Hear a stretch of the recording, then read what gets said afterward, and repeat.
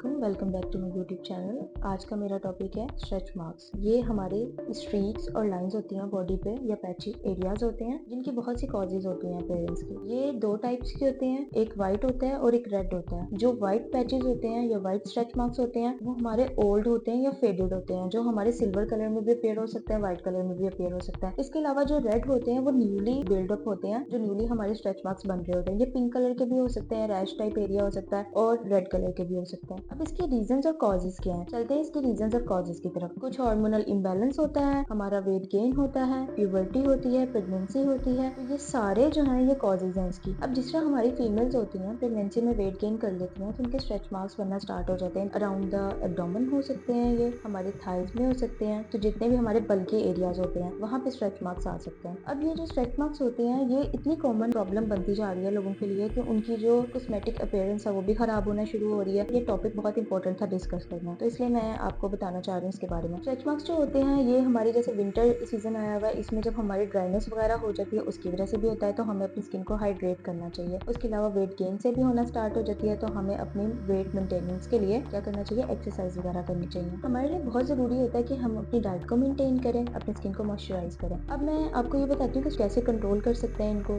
Avoid कर सकते हैं। सबसे पहले हमें टॉपिकल क्रीम्स यूज करना चाहिए। टॉपिकल क्रीम्स बहुत सारी मार्केट में आ रही हैं, डिफरेंट काइंड की सीरम्स आ रहे हैं, लेकिन एक चीज आपने माइंड में रखना है कि जो भी टॉपिकल क्रीम आप यूज करो उसमें एक तो रेटिनॉल होना चाहिए, दूसरा हाइलोरेनिक एसिड होना चाहिए, तीसरा उसमें विटामिन ई होना चाहिए। अब मेरे पास एक ये कॉन्ट्रा ट्यूबेक्स के नाम से जेल है, आप रात को सोने से पहले यूज कर सकते हो। जो भी आपके स्कार्स वगैरह होंगे उसके लिए बहुत इफेक्टिव है कि आपके स्कार्स वगैरह इससे दूर हो जाएंगे। अच्छा, एक मेन इंपॉर्टेंट रीजन है जिसकी वजह से आते हैं, वो एक डिजीज है जिस पे प्रॉपर एक डिस्कशन बनती है, तो वो मैं आपको बताऊंगी उसके बारे में, लेकिन मैं फिलहाल उसको थोड़ा सा मेंशन कर देती हूँ। Cushioning syndrome. जो कुशनिंग सिंड्रोम होता है ना, हमारा जो फेस होता है वो राउंड होना शुरू हो जाता है, हमारा जो अपर एरिया होता है अराउंड द बेली ये बहुत ज्यादा फैटी होना शुरू हो जाता है, हमारे आर्म्स और जो हमारे लेग्स ये थिन होना स्टार्ट हो जाते हैं उस डिजीज में। तो ये डिजीज क्या होती है, कैसे होती है, ये मैं आपको नेक्स्ट टॉपिक में बताऊंगी इंशाल्लाह। जिसको भी स्ट्रेच मार्क्स हैं वो इन चीजों का ख्याल रखे, जो भी मैंने प्रिकॉशंस बताई हैं, और अपने ट्रीटमेंट के लिए ये क्रीम वगैरह यूज करते रहो। अपना बहुत सारा ख्याल रखिएगा। मेरी वीडियोस को